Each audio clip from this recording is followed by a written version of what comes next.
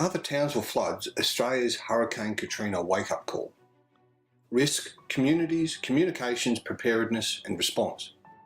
Lessons learned for national preparedness, capabilities and response to natural disasters. There are just so many essential and underlying issues with Townsville's recent floods that I did some research and looked at the scientific research and literature for similar events. This led me to the voluminous post-disaster content around Hurricane Katrina in the United States. In particular, I was struck by the significant shared pre-event circumstances that contributed to Hurricane Katrina, taken from 91 independent scientific, academic and government sources and research papers, derived from hundreds of subject matter experts. Over a decade later, there are many unchanged factors and current weaknesses that invite a repeat of the devastating impact natural disasters have on communities. Here are some of the critical issues taken from this research and the supporting expert findings. Large, deviating aspects of the calamity could have been minimised or averted. Human, political, social and ideological factors both diluted and altered the course.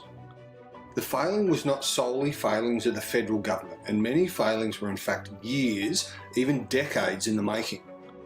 On the political front, numerous policy surprise factors influenced the disaster. Policy surprise means 1. Characterised as an abrupt revelation. 2. Often after being victimised by a sudden disaster or an unanticipated event. 3. That one has been working with a faulty threat perception regarding an acute danger to core or national values. Sudden policy failures are often the result of repeated policy surprise decisions and are attributed to 3 factors.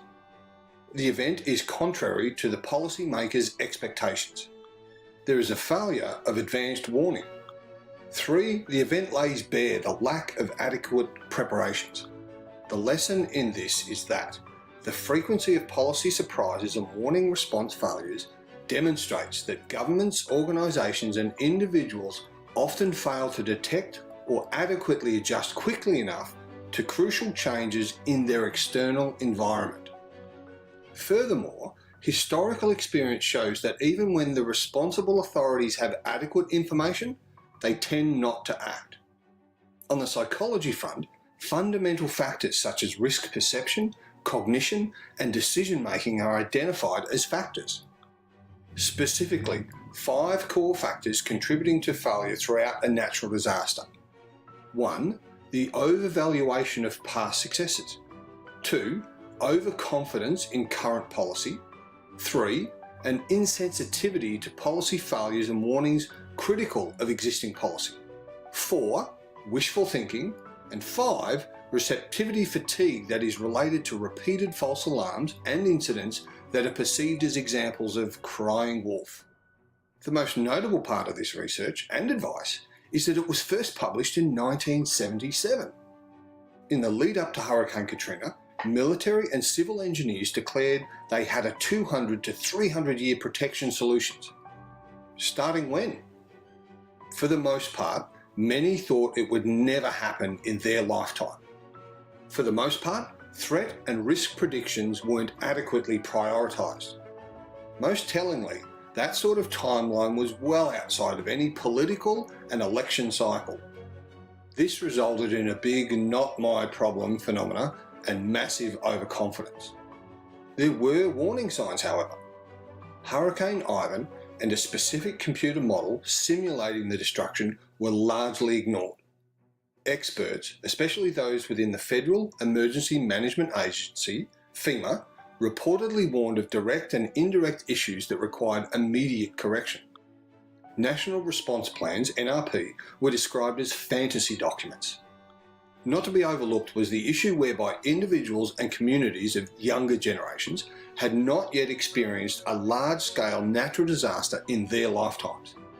The backdrop of this entire event is at a time when dozens of government agencies are consolidated into a newly formed Department of Homeland Security, DHS, as a direct response to a significant terrorist attack to overcome interagency lack of information sharing, duplication, and create a more holistic solution for the country. FEMA was consumed by this new entity and lost people, funding, and priority on matters of emergency management and natural disaster preparation. Terrorism, both at home and abroad, was the rockstar attraction getting all the attention now. Multiple experts warned that this was both ill-advised and would create its own risks. Moreover, social psychological research has suggested that social categorization, the human tendency to make us versus them distinctions, and cognitive categorization, in which one group stereotypes and accentuates perceived differences of other agencies, tends to exacerbate intergroup conflict and hinder performance in situations where groups must cooperate to achieve larger goals. A branding battle ensued, promoting DHS above all others with a sense of superpowers.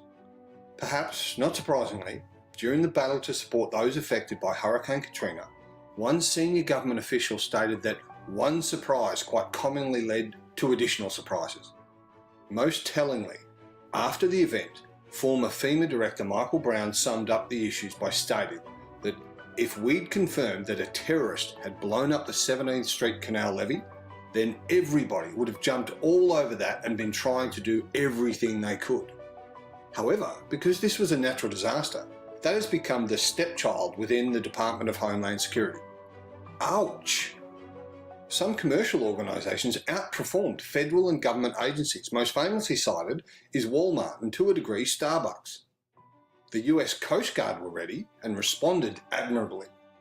Aside from counter-terrorism and weapons of mass destruction, natural disasters competed within immigration, border security and other significant security risks such as the spectre of avian flu for resources and the attention of the DHS elite. Counter-terrorism was seen as the DHS's reason for existence.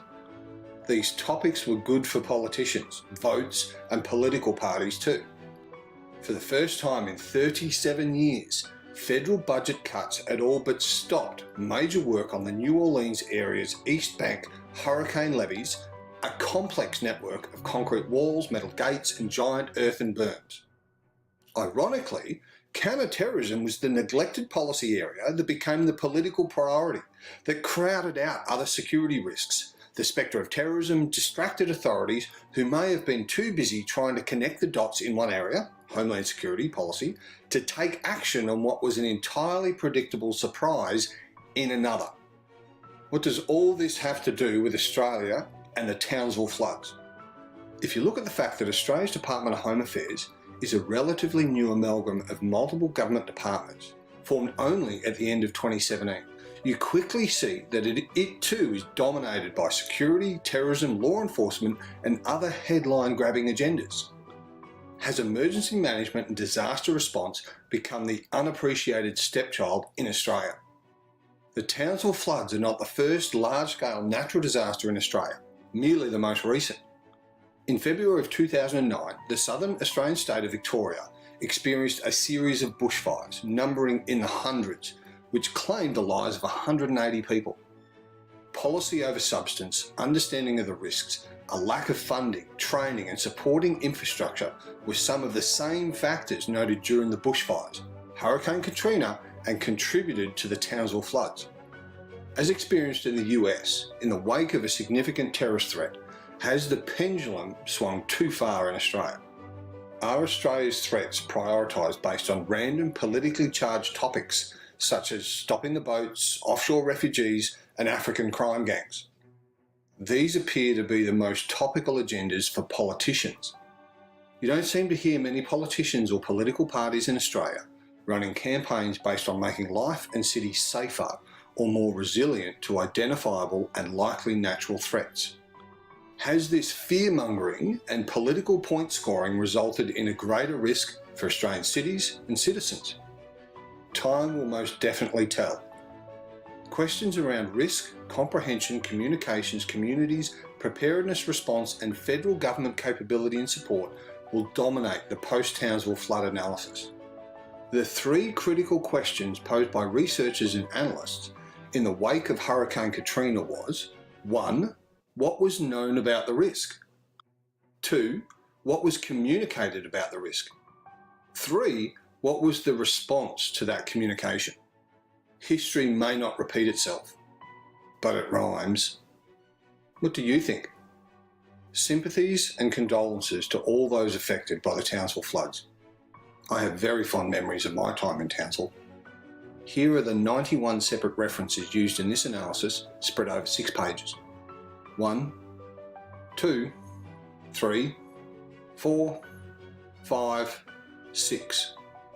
I'm Tony Ridley, International Security and Risk Management Professional. Thank you for watching.